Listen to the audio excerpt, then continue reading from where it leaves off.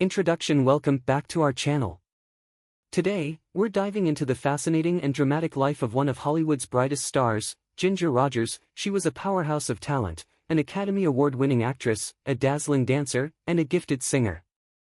But behind the elegance and poise, her life was filled with heartbreak, scandal, and a relentless pursuit of success. From marrying her cousin's ex-boyfriend to dealing with the controlling Hollywood machine, Ginger's love life was as tumultuous as any classic film plot. She revolutionized movie musicals alongside Fred Astaire, captivated audiences with her comedic and dramatic roles, and became one of the highest-paid actresses of her time. But her road to stardom was far from smooth. Join us as we explore the real story behind Ginger Rogers, her childhood struggles, scandalous romances, legendary career, and the challenges she faced in her later years. Let's dive in. Childhood and early life. Ginger Rogers was the picture of Hollywood elegance, but getting to the top, that was anything but easy. Before she became a beloved silver screen icon, she faced a childhood filled with instability, heartbreak, and a dramatic custody battle that would shape the woman she would become, not just in her career, but in her relationships as well. Born Virginia Catherine McMath on July 16, 1911, in Independence, Missouri, Ginger was the only child of Lela Owens McMath and William Eddins McMath. But from the moment she entered the world, her family was already unraveling. Lela was a fiercely independent, ambitious woman with a passion for journalism and storytelling, while William was a clever but emotionally detached electrical engineer. The marriage didn't last, and by the time Ginger was a toddler, her parents were locked in a bitter battle over her custody. William, unwilling to let go of his daughter, took desperate measures. He kidnapped Ginger, twice, refusing to accept the court's decision to grant full custody to Lela. The first time, he disappeared with her for days. The second time, he tried again, but Lela was ready. A woman ahead of her time, she fought fiercely for her daughter, taking legal action to ensure William could never come near them again. From that point on, Ginger never saw her father again. It was as if he had vanished from her life entirely. This tumultuous childhood left its mark on her. Growing up without a stable father figure, Ginger developed an unyielding independence, a trait that would define not only her career but also her approach to love and relationships.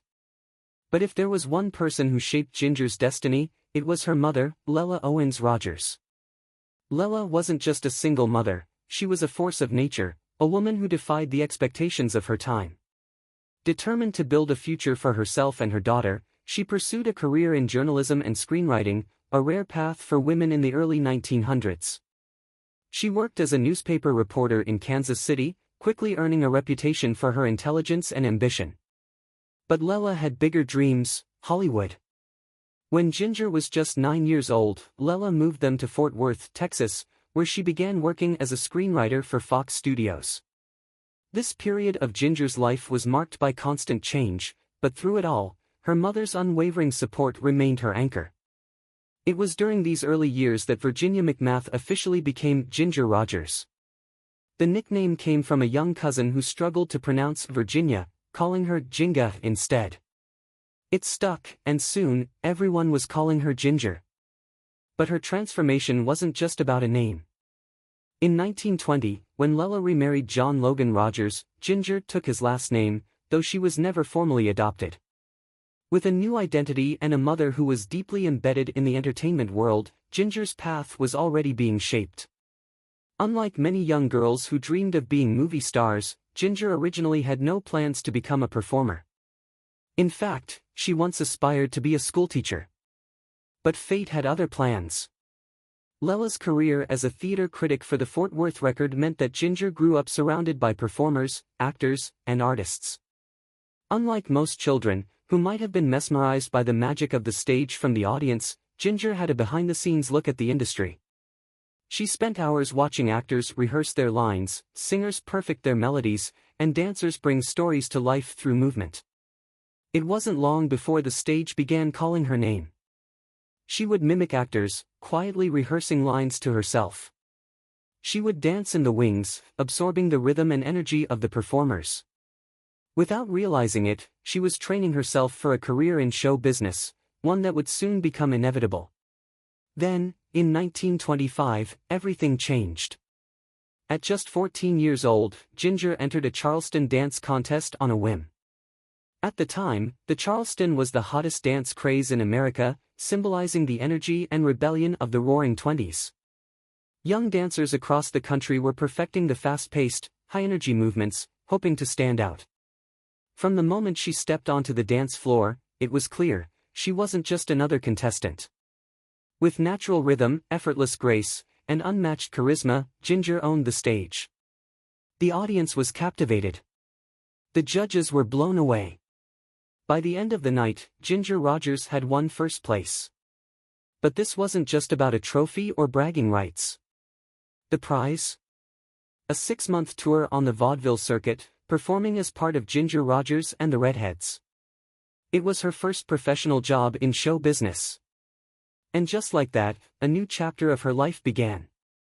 She spent the next 6 months traveling across the country, performing in theaters, refining her craft, and learning the ins and outs of the entertainment industry. She was still a teenager, but she was already developing the timing, discipline, and undeniable charm that would one day make her a legend. By 1926, she had performed at the Criterion Theater in Medford, Oregon, a venue that would later be renamed the Criterion Ginger Rogers Theater in her honor. Ginger's childhood wasn't glamorous. It was filled with instability, a broken family, and constant movement. But through it all, she found her strength in performance. Her mother's ambition, her exposure to theater, and her early experiences in show business shaped the resilient, confident, and unstoppable woman she became. And maybe, just maybe, this chaotic upbringing shaped the way she approached love, too. Because when it came to relationships, Ginger Rogers never had it easy. Scandalous love life and marriages. Ginger Rogers was one of Hollywood's brightest stars, captivating audiences with her talent and charm. But when it comes to love, her life was filled with drama, heartbreak, and controversy. 5 marriages, 6 engagements, and countless admirers, yet true love always seemed just out of reach. Her relationships were filled with passion, scandal, betrayal, and heartbreak. And nowhere was this more evident than in her first marriage, a decision that shocked even her own family. At just 17 years old, Ginger Rogers married her cousin's ex-boyfriend, Jack Pepper, a vaudeville performer 10 years her senior. To outsiders, it might have seemed like a young girl swept away by romance, but within her own family, this was a betrayal. Jack had been in a serious relationship with Ginger's cousin, and marriage had even been discussed. But as soon as Ginger came of age, Jack set his sights on her instead, and Ginger? She said yes. The fallout within the family remains a mystery. Her cousin never spoke publicly about the relationship. Was she furious? Heartbroken? Did she feel betrayed? We may never know, as she took her true feelings to the grave. But if the family disapproved, Hollywood didn't seem to care. Ginger and Jack turned their marriage into a professional act, performing together as the musical comedy duo Ginger and Pepper. Yet, behind the scenes, their dynamic was far from harmonious. Jack was controlling, overbearing, and expected Ginger to take a back seat to his career. But Ginger was too ambitious, too independent, and too talented to play a supporting role in anyone's life. The power imbalance between them quickly led to cracks in their relationship. By 1929, just 2 years after saying "I do," Ginger had had enough. She filed for divorce, cutting ties both personally and professionally. It was the first, but certainly not the last, time that Ginger Rogers would walk away from a relationship that no longer served her. And it wouldn't be her last scandal either. If Ginger learned anything from her failed first marriage, it was this: love and ambition rarely mix, especially in old Hollywood. Following her divorce, she threw herself into her career, becoming one of the most sought-after actresses of the 1930s and 1940s. But while she dominated the silver screen, her personal life remained turbulent. She walked down the aisle 4 more times, yet none of these marriages stood the test of time. Lew Ayres, 1934 to 1940, a talented actor, best known for All Quiet on the Western Front. At first, their relationship embodied Hollywood glamour, 2 rising stars madly in love. But as their careers skyrocketed, their time together dwindled. The demands of fame kept them apart, and by 1940, they quietly divorced, not due to cheating or scandal, but simply because Hollywood rarely allowed love to last. Jack Briggs, 1943 to 1950, a U.S. Marine, not a Hollywood star. Ginger thought this marriage might be different, less about fame, more about stability. But when World War II ended and she returned to Hollywood, Jack struggled to find his place in her world. The gap between them grew wider, and by 1950, their marriage was over. Jacques Bergerac, 1953 to 1957, a French law student turned aspiring actor, 16 years younger than Ginger. This time, Ginger was the one in control. She helped Jacques land his first Hollywood roles, boosting his career. But as his fame grew, so did his ego. He wanted his own success, not to be known as Ginger Rogers' husband. Eventually, the age gap and shifting power dynamics became too much to ignore. By 1957, it was over. William Marshall, 1961 to 1970, a director and producer, her final husband. At first, it seemed like Ginger had finally found lasting love. But then, they started a film production company in Jamaica, and when the company collapsed financially, so did their marriage. The stress led to constant fighting, and by 1970, Ginger walked away, for the last time. Despite all her marriages, Ginger never had children, a decision she never publicly expressed regret over. In an era when women were defined by their roles as wives and mothers, Ginger remained fiercely independent, choosing her career and personal happiness over societal expectations. But one of the most infamous relationships in her life didn't even end in marriage, it ended in obsession, surveillance, and paranoia. Enter Howard Hughes, the billionaire playboy, aviation mogul, and one of the most powerful men in Hollywood. Hughes had a reputation for chasing after the most beautiful women in the world, and Ginger Rogers was no exception. Howard Hughes was obsessed with Ginger. He showered her with expensive gifts, flew her to exotic locations, and even proposed, not once, but twice. But for a woman like Ginger, no amount of money or power was ever enough to control her. But something about Hughes unsettled Ginger. He was controlling, possessive, and obsessive. When Ginger refused to move in with him before marriage, he grew frustrated. Then, things took a dark turn. Ginger discovered that Hughes had hired private investigators to follow her. He had even tapped her phone calls, keeping tabs on her every move. That was the final straw. Not even the richest man in the world could control Ginger Rogers. She ended things immediately. Hughes was devastated, but Ginger never looked back. No amount of money, power, or status could make her give up her independence. Looking back at Ginger Rogers' love life, one thing becomes clear: she was never meant to fit into Hollywood's idea of romance. Old Hollywood was ruthless. Studios controlled their stars' public images, dictating who they could date, marry, and even divorce. Many actresses were forced into staged relationships for publicity. Others stayed in unhappy marriages out of fear that being single would destroy their careers. Ginger refused to play by those rules. She loved deeply, walked away when necessary, and never let herself become trapped in a relationship that didn't serve her. While tabloids often painted her as unlucky in love, the truth was quite the opposite. She wasn't a victim of romance gone wrong. She was a woman ahead of her time, one who refused to settle for anything less than the respect and freedom she deserved. So, was Ginger Rogers unlucky in love, or was she simply too bold, too independent, and too powerful for Hollywood's outdated expectations? Let us know what you think in the comments. Hollywood career. After captivating audiences on Broadway, it was only a matter of time before Hollywood came knocking, eager to mold Ginger Rogers into its next big star. But her journey to cinematic greatness wasn't as simple as stepping in front of the camera and dazzling the world. It was filled with bold choices, career-defining risks, and a partnership that would change the landscape of movie musicals forever. In 1930, Ginger signed a 7-year contract with Paramount Pictures, a huge step up from her stage career. Hollywood was going through a major transformation. Silent films were being replaced by talkies, and studios were scrambling to find new stars who could command the screen not just with their looks, but with their voice, wit, and charisma. Paramount saw potential in Ginger, but instead of giving her challenging roles that showcased her versatility, they cast her in lightweight, forgettable films that barely scratched the surface of her talent. Over the span of just over a year, she appeared in 5 films, yet none gave her the breakout moment she needed. Most young actresses would have accepted their fate, happy just to be in Hollywood. But Ginger wasn't like most actresses.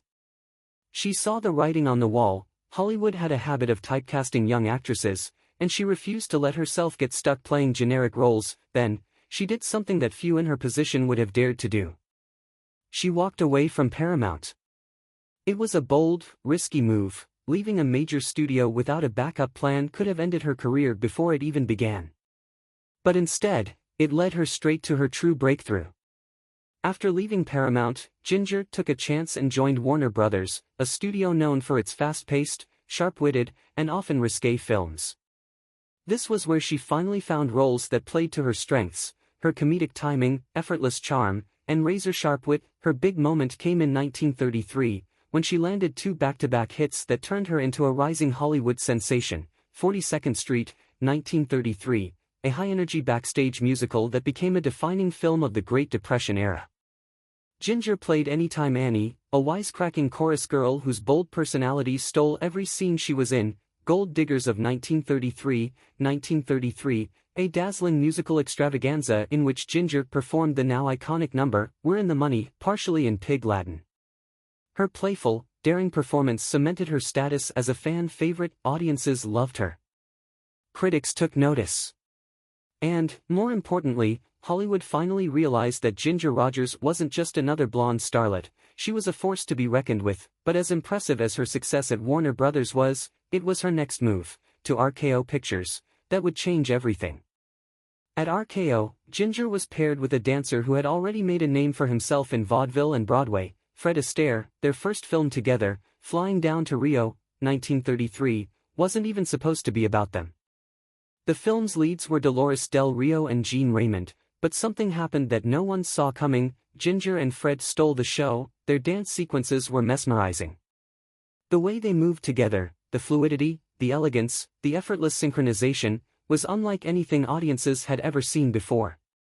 Suddenly, Hollywood had a new dynamic duo, and the chemistry between them was undeniable. Recognizing the magic they had just witnessed, RKO immediately made Ginger and Fred a permanent on-screen pair, launching one of the most legendary partnerships in Hollywood history. Between 1933 and 1939, they starred in 9 musicals, redefining what dance on film could be. Some of their most iconic films included The Gay Divorcee, 1934, their first leading role together, featuring the unforgettable Night and Day by Cole Porter; Top Hat, 1935, perhaps their most famous collaboration, featuring the romantic and visually stunning Cheek to Cheek, where Ginger danced in a now legendary feathered gown that caused drama behind the scenes; Swing Time, 1936, a film that not only showcased their impeccable dance skills but also proved Ginger's natural comedic talent. Fred Astaire was a notorious perfectionist. He rehearsed for hours, demanded absolute precision, and set impossibly high standards for his dance partners. Many struggled under the pressure. But not Ginger. She not only kept up with him, she matched his intensity, his energy, and his relentless pursuit of perfection. Years later, Fred himself admitted, "All the girls I ever danced with thought they couldn't do it, but of course, they could. They always cried, all except Ginger." No, Ginger never cried. One of the most famous quotes about Ginger Rogers comes from a 1982 comic strip by Bob Thaves.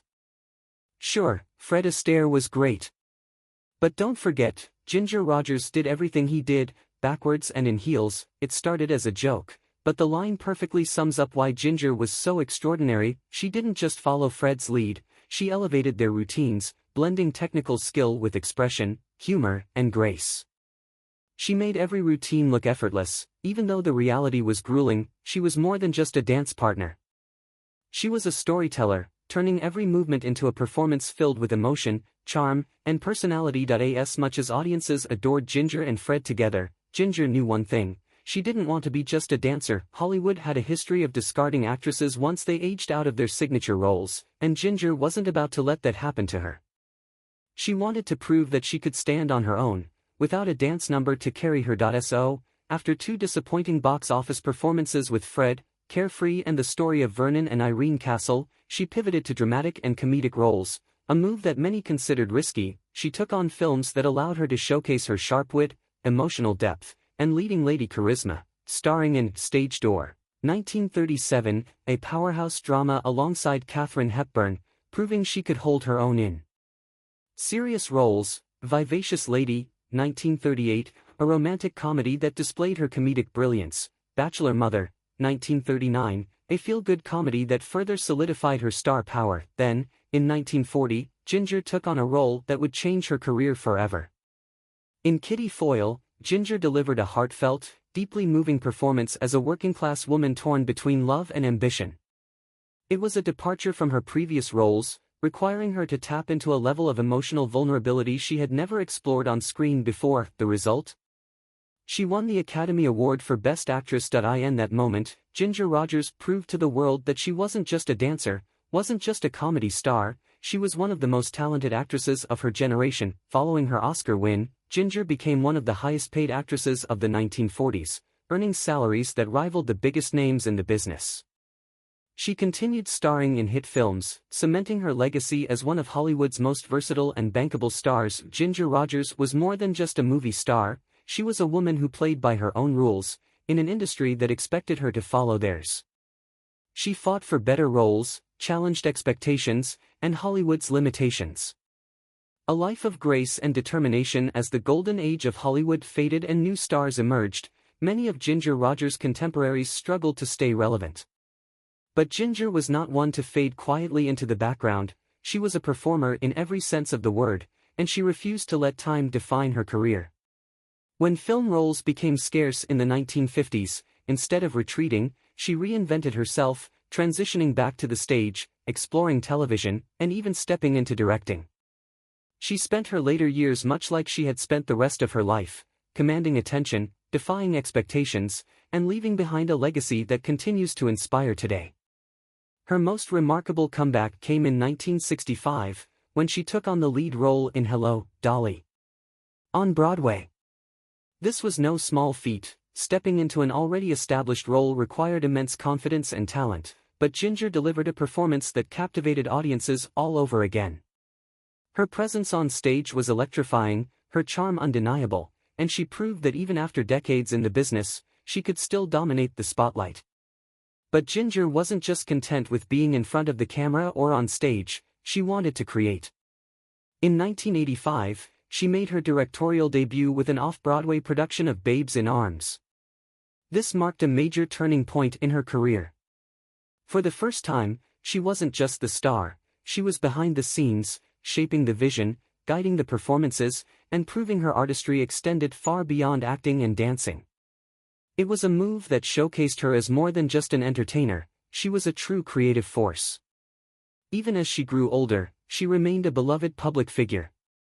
She continued to make television appearances until 1987, always maintaining the elegance and wit that had made her famous. Then, in 1991, she took full control of her own story with the release of her autobiography, Ginger, My Story.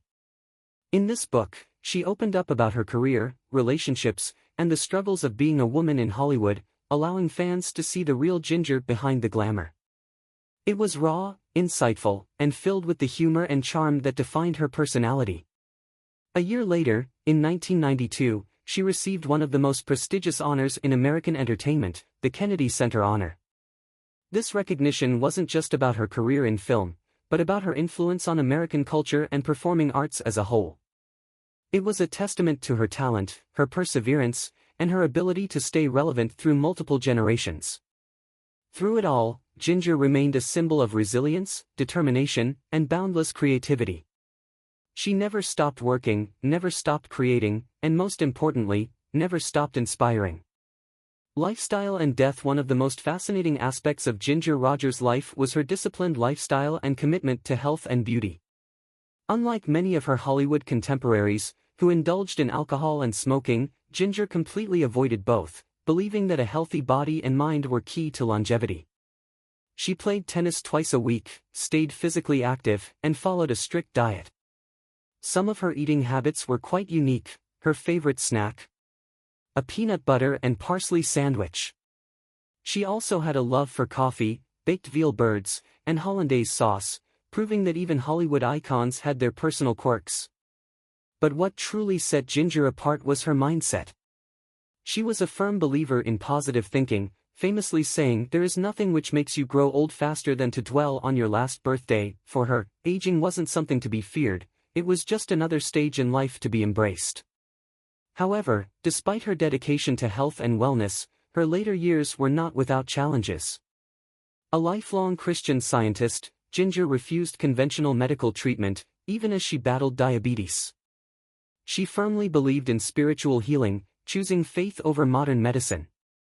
Her final husband, William Marshall, reportedly gave her insulin shots disguised as vitamin injections, a desperate attempt to provide her with the medical care she needed without going against her religious beliefs. As she aged, she withdrew from the public, spending much of her time at her home in Rancho Mirage, California.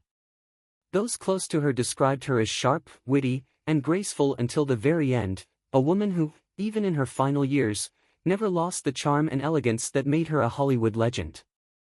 On April 25, 1995, at the age of 83, Ginger Rogers passed away from natural causes in her Rancho Mirage home. The world lost one of its brightest stars, but her impact was undeniable. She was cremated and laid to rest alongside her beloved mother, bringing her journey full circle. Even in death, her legacy endured. With 73 films, a Best Actress Oscar, and a career that spanned 6 decades, Ginger Rogers remains one of the most iconic figures in Hollywood history. She ranked number 14 on AFI's list of the greatest female stars of classic cinema, a testament to her profound impact on the film industry. Conclusion: Ginger Rogers was more than just a Hollywood starlet, she was a trailblazer who redefined what it meant to be an actress, dancer, and independent woman in a male-dominated industry. She made 73 films, won an Academy Award, and left an indelible mark on cinema history, yet, behind the glamorous performances and stunning costumes, her life was far from a fairy tale. She experienced love, betrayal, heartbreak, and triumph, all while navigating the pressures of Hollywood. And through it all, she never lost her grace. What do you think of Ginger Rogers' fascinating life? Do you think she found true love, or was she just another victim of Hollywood's ruthless system? Let me know your thoughts in the comments. And if you enjoyed this deep dive, don't forget to like, subscribe, and turn on notifications so you never miss a new video. Thanks for watching, and until next time.